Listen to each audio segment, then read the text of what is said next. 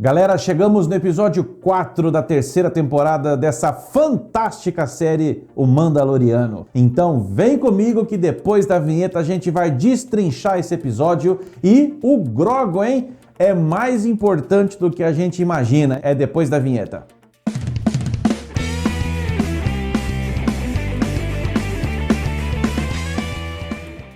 E aí galera, Spótico na área, que a força esteja com cada um de vocês. Não é segredo pra ninguém que eu tenho problemas com episódios curtos, não gosto de episódios curtos, e esse foi o episódio mais curto da série até agora. Pouco mais aí de 30 minutos, com os créditos todos 33 minutos. Mas eu tenho que morder a minha língua, porque quando terminou, né, os 28, 29 minutos, sei lá, de episódio mesmo em si, eu tava tentando decifrar como é que os caras conseguiram pôr tanta coisa bacana num curto espaço de tempo. Nesse episódio curtinho a gente viu de novo o foco quase que 100%, não totalmente 100%, mas no planeta esconderijo dos Mandalorianos. Logo no começo do episódio tá ali o pequeno Grogu, né, irradiando força ao seu redor e atraindo os seres da natureza para próximo dele. Ali pertinho daquele lago, daquela praia, né, aquelas pedrinhas se mexendo ali, ele brincando com as pedrinhas, quando de repente a gente vê que na verdade quando ele pega uma não são apenas pedras, né? É um bicho aquilo, é um caranguejo em formato de pedra. Não sei se é um caranguejo pedra ou pedra caranguejo, mas o fato é que não tem como olhar para aquela cena e não lembrar, né, de Piratas do Caribe, como Jack Sparrow no limbo depois de ser morto pelo Kraken, né? Ele e o Pérola Negra sozinhos no meio de um deserto cheio de pequenas pedrinhas que eram caranguejos também, os mesmos caranguejos que se agruparam para ajudar o Jack Sparrow a sair com o Pérola Negra daquele lugar, né? Sensacional. Logo depois disso, então, o Grogu foi convidado, né, intimado pelo seu pai, o Din Djarin, a começar o seu treinamento, né, para também ser aceito na família mandaloriana. E ele vai ali para um confronto com um jovem aprendiz também de Mandalore, né? O mesmo garotinho que quando começou a série, né, tava se banhando ali, sendo batizado, né, nos rituais de Mandalore pela armeira. Ele tá ali lutando e ele meio que acha que o Grogu é muito piquitico, que não sei o quê. Bom, resumo, né, aquela coisa que a gente sabe, o moleque duvida do Grogu e o Grogu eles têm ali um combate de dardos, né, de tinta ali, e o Grogu mostra mais um pouco da sua habilidade com a força e acaba derrotando o garoto nesse embate. O garoto sai chateado, todos ao redor olham aquilo com espanto, né, mas o garoto sai chateado porque duvidou, ou seja, o garoto também na derrota teve mais uma lição aprendida, nunca subestimar o seu adversário.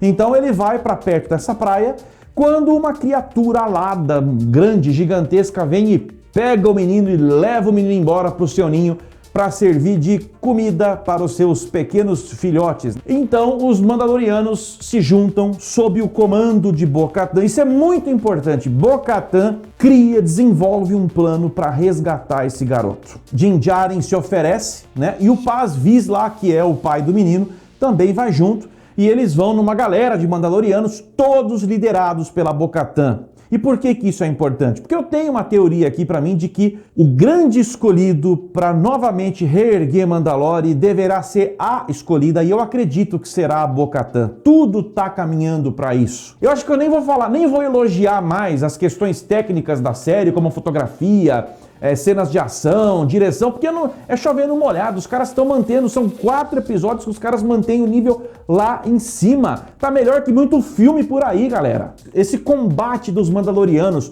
contra aquela criatura alada, gente, os efeitos especiais, coisa maravilhosa, coisa linda, os caras não estão deixando a peteca cair. A Bo-Katan não só tem sucesso na execução do seu plano, resgata o garoto, como também resgata os 3 filhotes daquela criatura alada que acabou sendo morta, né? E outra referência sensacional, quando a ave tá caindo, até agora não sei se é lago, ou se é praia, o que é, mas tá caindo na água, aquele crocodilão enorme da abertura, né? Um outro da raça daquele crocodilão enorme vem e abocanha a criatura alada um pouco antes de cair na água, numa referência clara ao episódio 1, Ameaça Fantasma, também de Star Wars, quando o Qui-Gon, eles estão com o Jar Jar Binks, né, e o Obi-Wan Kenobi está pilotando uma nave lá aquática, né, e quando eles estão fugindo de um peixe muito grande, vem um outro grande e come, e o Qui-Gon vira para trás e diz, né, sempre há um peixe maior. Foi uma referência clara a isso, porque é a mesma cena, galera. De volta à pedra, ao esconderijo, à caverna dos Mandalorianos, a armeira percebe que a Bo-Katan perdeu uma parte da sua armadura e ela chama, então, a Bo-Katan para dentro, porque ela precisa de reparos. E elas desenvolvem ali um diálogo sobre Mandalore, e a Bo-Katan cria coragem, então, já no final do episódio, para se abrir com a armeira, dizendo para a armeira que ela viu um mitossauro. E a armeira, naquele momento, mas que bom, que sorte é sua que você viu o mitossauro, porque na cabeça dos Mandalorianos o mitossauro está extinto. Mas a Bo-Katan insiste, não, mas eu vi mesmo, de verdade. Então ficou uma pulga atrás das nossas orelhas, e eu gosto disso, hein? O episódio deixou pra gente a seguinte dúvida: a armeira não está acreditando na Bo-Katan, mas respeita o sentimento da Bo-Katan porque ela foi a Mandalore e isso pode ter mexido com o emocional da Bo-Katan, ou realmente a Bo-Katan viu o mitossauro e a armeira não está acreditando, mas também não está com coragem de chamá-la de mentirosa. Eu acredito mais na segunda hipótese. Eu acho que a armeira não está botando fé que existe um mitossauro realmente dentro das águas, das minas das águas vivas lá de Mandalore, mas a profecia diz que quando o mitossauro se levantar para um Mandaloriano, este será aquele que vai reerguer Mandalore. E eu acho sim, já disse isso na outra análise e repito, para mim tá caminhando para esse mitossauro aparecer no último episódio, para sair de dentro das minas, para se encontrar com a Bo-Katan e eles desenvolverem uma relação, e esse mitossauro vai se curvar à nova rainha de Mandalore, que provavelmente vai ser a Bo-Katan. Depois de toda essa construção, o episódio focou nessa relação pós-redenção dos Mandalorianos. A gente tem que falar do pequeno trecho do episódio e que aconteceu na cabecinha do pequeno Grogu. O Grogu, que fica para trás, não acompanha essa campanha dos Mandalorianos para resgatar o garotinho, que foi levado pela criatura alada. Ele vai para dentro da caverna com a armeira para ela começar a preparar alguma coisa feita à base do minério do Beskar para começar a criar a armadura do Grogu. E ela faz ali para ele uma espécie de um pingente, né, grande, para ele usar.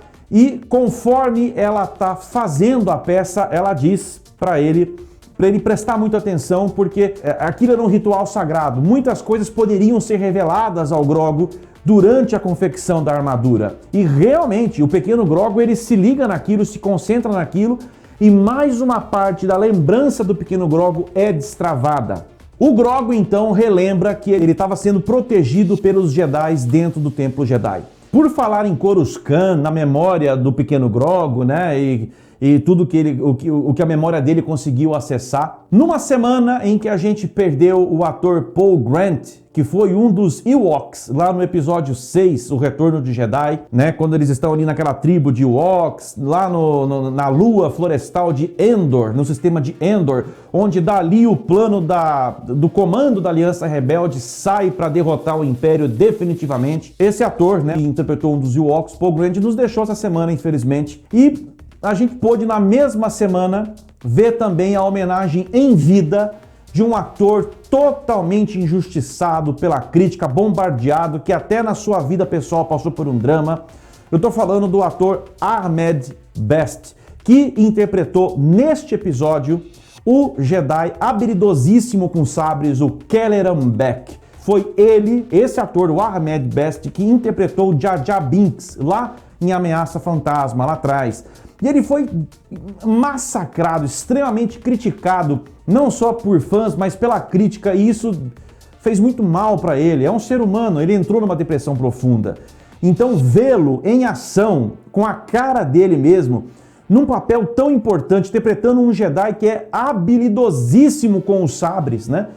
Defendendo o pequeno Grogu e tirando o Grogu do Templo Jedi, foi... Olha, um grande colírio para os nossos olhos, viu, de fãs. Ele foi o responsável, então, por tirar o pequeno Grogu de dentro do Templo Jedi em Coruscant por conta da Ordem 66 dada lá no episódio 3, A Vingança do Sith, quando a República cai e o senador Palpatine se torna um imperador Palpatine. Ele dá a Ordem 66, já espalhando a notícia para toda a galáxia. O que era a Ordem 66? Matemos todos os Jedi, né? Só que os Jedi do próprio Templo Jedi, o próprio Anakin Skywalker, já convertido em Darth Vader, foi pessoalmente para executar essas mortes, e aí eles tiram dali o Grogu, né? Somem com o Grogu dali. Qual o real interesse do Palpatine naquela época em cima do Grogu? Por que que os caras tinham que resgatar o Grogu? Eu não acho que o Grogu seria morto pela Ordem 66. Acredito que naquele momento ele já era de interesse, sim, do Império, e passa a ser do interesse do Império até hoje. O Império continua atrás do Grogu. Por isso Din Djarin o protege. Desde a temporada passada, Moff Gideon, que é um dos remanescentes do velho Império derrotado, mas que estava atrás do Grogu a todo custo. Então veja, o Império está buscando o Grogu desde os tempos do fim da Primeira República, lá no episódio 3. Nós estamos falando aí de mais de 30 anos os caras buscando o Grogu pela galáxia. E aonde estava o Grogu esse tempo todo que a gente não viu, que só foi aparecer agora? Porque o Pershing, o Dr. Pershing, apareceu de novo com essas questões de clonagem. O Império parece que tem uma fissura enorme por clonagem, né? Desde os tempos das Guerras Clônicas, no episódio 2, com o ataque dos clones. A gente já sabe que lá no episódio 9, o Snoke, que é o grande líder da Primeira Ordem, nada mais era do que um clone também, muito possivelmente resultado da pesquisa do Dr. Pershing, né? E era habitado pelo próprio Palpatine. Então é uma fissura muito grande por clonagem. Eu acho que o Dr. Pershing, a pesquisa do Dr. Pershing deve responder isso, né? Possivelmente nós vamos ver a criação do Snoke, ele sendo habitado pelo Palpatine e a Primeira Ordem se formando. É só um chute, mas eu acho que nós vamos por aí. A grande questão, repito, é saber aonde que o Grogu se encaixa nisso tudo. Por que que o Grogu é muito mais importante do que a gente podia imaginar para despertar tanto o interesse do Império dessa forma, hein? E aonde estava o Grogu durante os episódios 1, 2 e 3, hein? Será que eles vão dar um jeito de linkar? Porque essa série tá tendo esse cuidado, né, de linkar muita coisa do passado com o que tá acontecendo agora. Enfim, são curiosidades, expectativas que a gente, como fã, eu tô amando essa série, porque nós estamos respirando Star Wars do jeito que tem que ser, como deve ser. Então tá fantástico poder mergulhar de verdade no universo Star Wars. Como vai ser fantástico também, se você gostou do vídeo, tá com a gente até agora, não tá inscrito ainda, deixa a inscrição, faz parte da família com a gente. Seja muito bem-vindo se você tá aqui pela primeira vez. Ativa o sininho para nunca perder vídeo novo e junto com todo mundo esmaga o like aqui, que vai, ó, botar um sorrisão na nossa cara. Galera, que a força esteja sempre com cada um de vocês. Fiquem muito bem, que venha mais Mandaloriano que tá demais e a gente se vê no próximo vídeo. Spottico na área.